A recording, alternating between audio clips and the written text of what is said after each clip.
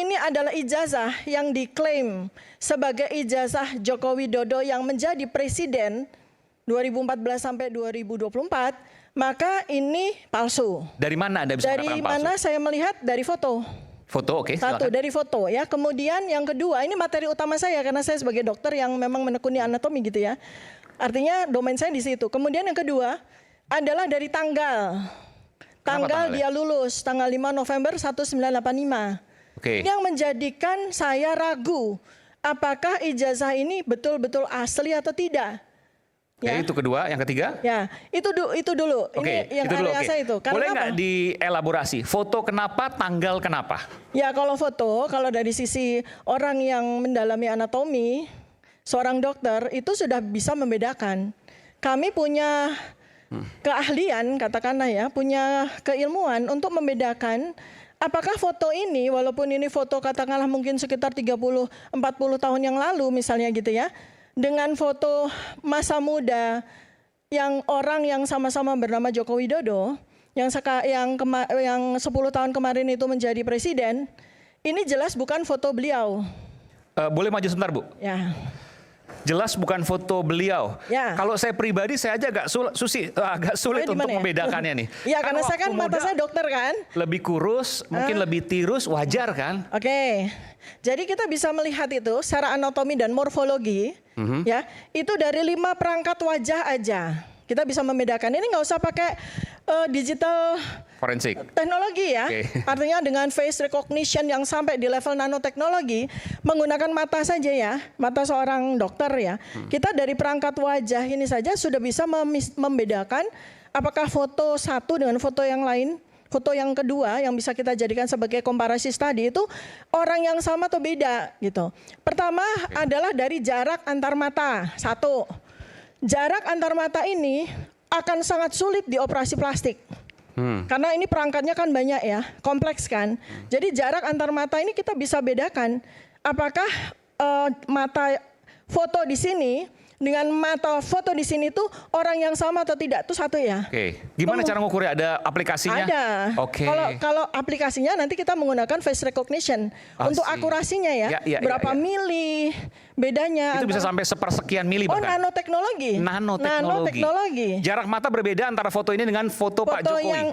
Dengan kondisi Pak Jokowi sekarang. Ya, dan itu tidak akan mungkin karena usia dan lain sebagainya bergerak sekian mili misalnya. Nggak bisa. Kalau misalnya kita membedakan dengan hasil dari aging ya, dari penuaan ya, itu mungkin menjadi lebih sipit, itu mungkin menjadi lebih berkerut-kerut. Itu bisa. Tapi kalau jarak antar mata nggak bisa, mau dari lahir sampai meninggal nggak bisa berubah ya, satu.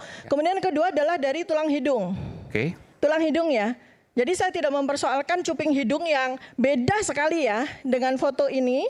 Ini cuping hidung kan tipis mancung. Sedangkan fotonya Presiden Joko Widodo itu kan membesar di bawah begitu ya. Tapi ini kita bisa hilangkan ya faktor yang jelas untuk dilakukan face recognition adalah panjang tulang hidung. Panjang tulang hidung nggak bisa dimanipulasi. Ya. Kemudian yang ketiga adalah gigi geligi, susunan gigi geligi.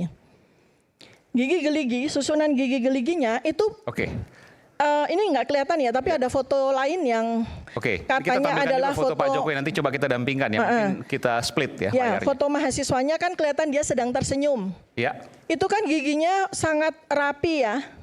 Ya. Nah ini kita langsung. Ya kalau di sini kan giginya nggak kelihatan. Nah, foto yang sekarang aja mungkin, jangan yang foto muda itu ya. Sekarang aja, Ini pada foto yang lain, bukan foto yang ini ya. Iya. Kan giginya kelihatan tuh. Giginya rapi dan giginya Pak. Jangan foto yang muda, foto yang tadi aja udah benar itu. Ya, ini yang foto mahasiswa. Ada ya foto mahasiswa ya. Yang dia lagi tersenyum di ruang kelas ya, yang diklaim bahwa itu adalah foto Joko Widodo waktu mahasiswa ya. Bukan yang itu. Tapi saya mau tanya, sebentar ini dulu. Itu deh gigi dulu ya, kan 3 ya gigi. Giginya Pak Jokowi itu kan kita kenal sekali karena beliau sering sekali tertawa dan tersenyum kan. Giginya beliau itu kan tidak rapi gitu. Ada yang gingsul dan sebagainya, dan mohon maaf ya, bentuk gusinya juga beda. Karena kalau beliau itu tersenyum atau tertawa itu gusinya kelihatan. Artinya struktur giginya udah jelas beda. Kemudian dagu ya, 4 dagu. Dagunya Pak Jokowi itu kotak di bawah. Sedangkan dagunya Jokowi Dodo waktu mahasiswa, foto itu. Foto ijazah yang beredar. Foto ijazah. Ini kan runcing di bawah. Ini bukan daging, tapi yang saya lihat adalah tulangnya. Tulangnya jelas beda, ya. Kalau dagu sekarang bisa banyak operasi, tapi Pak Jokowi saya kira nggak operasi. Nggak, operasinya kan dari daging yang dioperasi. Daging yang dioperasi yang membuat kita kelihatan tirus atau kelihatan runcing itu ya. Tapi tidak operasi sampai ke rahang kan. Ini yang saya bicara adalah soal rahang bawah ini loh. Itu kan kotak ya. Sebelah sini ya? Ya, ini kan kotak nih. Kan kotak nih. Iya. Sedangkan di sini runcing dia. Ini yang saya bicarakan runcing itu bukan dagingnya, tapi tulang. Kemudian yang kelima adalah telinga. Ya. Bentuk telinganya itu menunjukkan beda bentuk otot telinga. Jadi kalau yang di foto ijazah itu telinganya kan caplang begini ya. Itu artinya tulang telinganya itu tebal. Sehingga dia caplang. Kalau foto ini, fotonya Pak Jokowi itu konsisten ya, telinganya kan nempel di kepala, selalu konsisten. Kenapa? Karena tulangnya lebih lembek ya. Tulang lebih lembek itu dia akan nempel di kepala. Nah jadi dari 5 itu, kita dengan mata kita aja, nggak usah pakai face recognition, nggak pakai mikroskopis, itu kita sudah bisa membedakan bahwa 2 foto ini adalah 2 foto orang yang berbeda. Sebelum ini disebutkan bahwa foto itu adalah fotonya Pak Dumatno. Ini belakangan ya, setelah dilakukan ELA, kemudian face recognition oleh ahlinya ya. Saya bukan ahli di situ. Tapi Anda tidak mengecek apakah fotonya itu identik dengan Saya mengecek, tetapi dengan bantuan ahli ya, dengan bantuan alat ya. Dan benar? Benar. Hasilnya adalah foto, nanti kita tampilkan Pak Dumatno nih ya. Dumatno ya, ini foto Pak Dumatno ya. Nah, sekarang kalau foto Pak ini namanya bukan yang ini. Nah, ini walaupun ini adalah keponakan Pak Jokowi. Sepupu. Ya, sepupunya. Sepupu. Sepupu ya. Jadi Pak Dumatno Budi Utomo ini ya, kalau kita lihat dari perbandingan 5 aspek dari wajah secara anatomis, kita bicara anatomis bukan bicara daging yang kita lihat ya. Tapi tulang ya. Itu identik. Foto ini, walaupun ini fotonya muda dan ini fotonya lebih tua, tetapi jarak antar mata yang saya sebut tadi itu identik. Kemudian panjang hidung dan bentuk hidung yang menunjukkan bentuk hidung, ya itu identik. Kemudian susunan giginya itu juga identik, ya walaupun mungkin beliau sekarang banyak ompong gitu ya. Ya. Kemudian bibirnya juga identik, sama-sama tebalnya. Kalau bibirnya Bapak Joko Widodo kan tidak setebal ini ya. Ya. Kemudian dari situ, dari struktur antara gigi dengan bibir dengan rahang, itu yang kemudian akan membentuk sebuah pattern atau pola orang tuh tersenyum atau orang itu tertawa, itu akan menjadikan wajah itu tercetak. Ya, dan itu nggak akan bisa hilang. Ya. Nggak akan bisa lihat ya, garis bibirnya itu kan turun ke bawah. Tapi saya harus fair juga, Dr. Tifa. Saya nanti minta data dari sini ya, bahwa foto yang di sebelah kanan ini itu sering digunakan untuk yang lain kan? Saya minta data, ada foto pernikahan misalnya, atau foto yang lain. Punya data mungkin Pak Zefrin? Silakan. Bukan, foto ini kan foto yang mirip seperti ini kan digunakan pada waktu foto pernikahan. Nanti ada nggak? Ya kalau nggak punya data nggak usah dipaksa Mas. Berarti nggak ada data. Bukan nggak ada data. Konten kami adalah dugaan penghasutan. Ya, di mana penghasutannya? Nah itu kan kalau Aiman ingin bertanya kepada kami kan. Jadi terima kasih pertama kepada para terduga pelaku ini. Kami telah secara resmi klien kami melaporkan di Polres Jakarta Pusat. Dan sudah diterima ya? Sudah diterima secara resmi, Pro Justisia ya. Nah, jadi apa yang disampaikan oleh Bu Dr. Tifa tadi, seandainya termasuk yang terduga terlapor, ya silakan ya nanti sampaikan keahlian itu di hadapan penyidik. Jadi terang peristiwanya. Jadi bagi kami sebagai pelapor ya saya mewakili klien saya dalam. Kliennya siapa?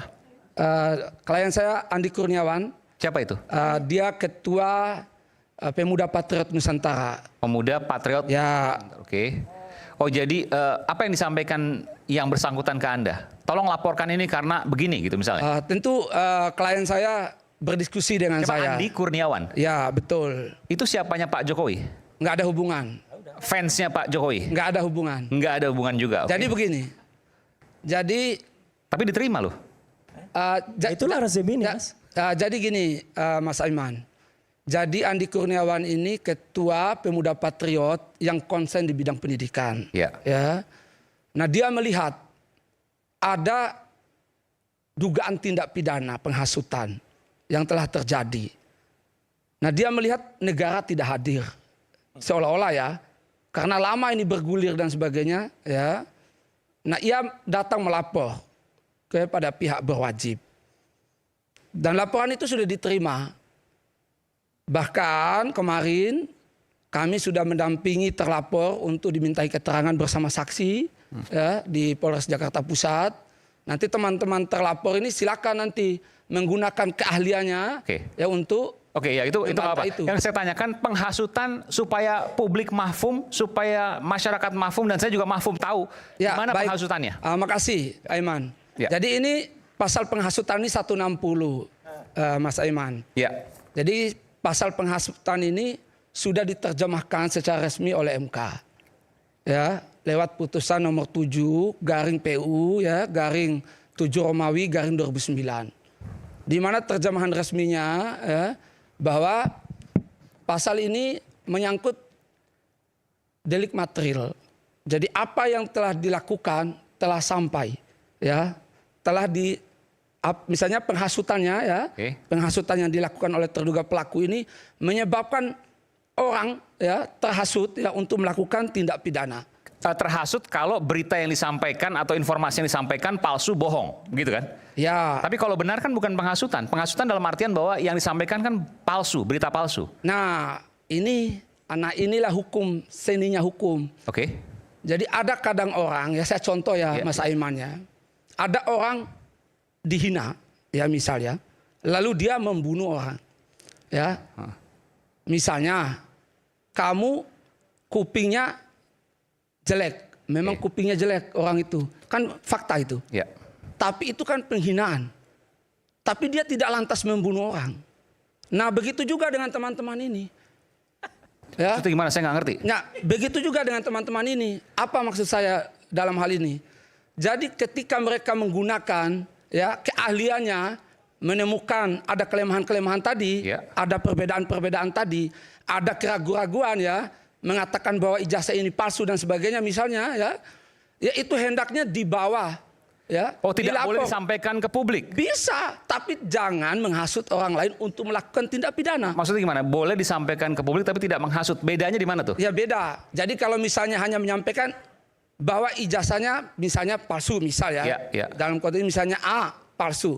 Tapi kalau mengajak orang lain ya untuk melakukan tindakan melawan hukum dari kata itu. Ya. Apa tindakan melawan hukumnya? Ya misalnya melakukan penyerudukan ya terhadap institusi pendidikan. Nah misalnya begini Mas Aiman. Penggerudukan terhadap UGM gitu maksudnya? Ya misalnya. Kita akan kembali saat lagi, kita akan dalami nanti selepas jeda. Tetaplah bersama kami di Rakyat Bersuara.